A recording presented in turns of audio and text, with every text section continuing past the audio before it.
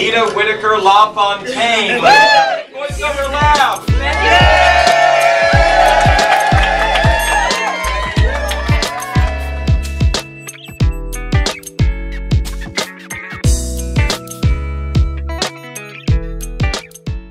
This represents the first time a facility has been dedicated not only to the craft of voiceover, but also the education of voiceover. I can't wait for you to see the lab.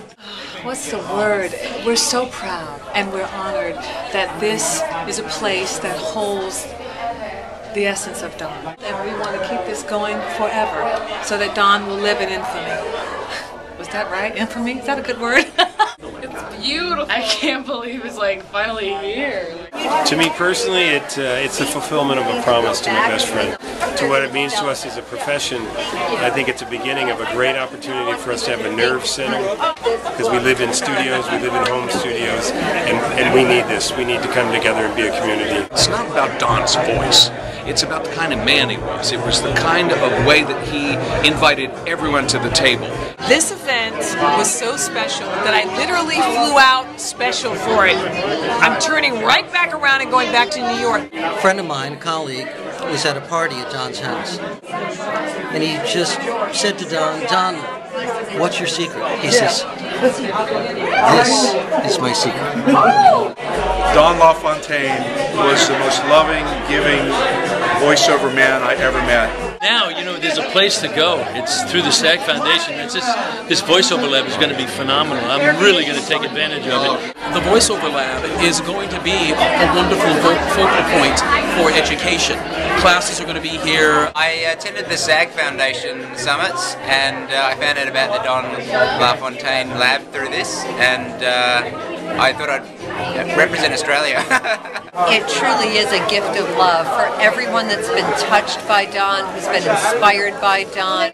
We gave these to the lab so they can sell them and make some money for the lab. I just want to say thank you, Don LaFontaine, for all you've given to so many voice actors, and this is a testimonial to you.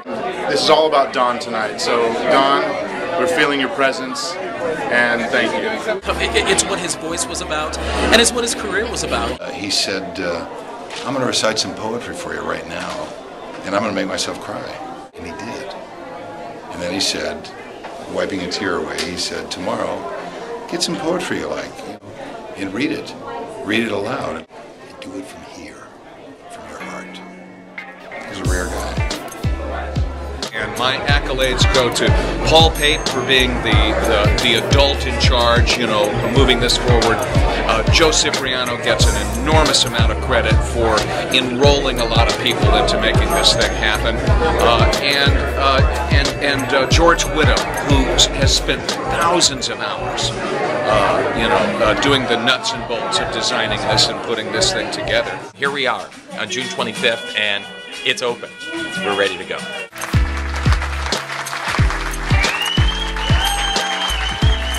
Dad is so pleased right now.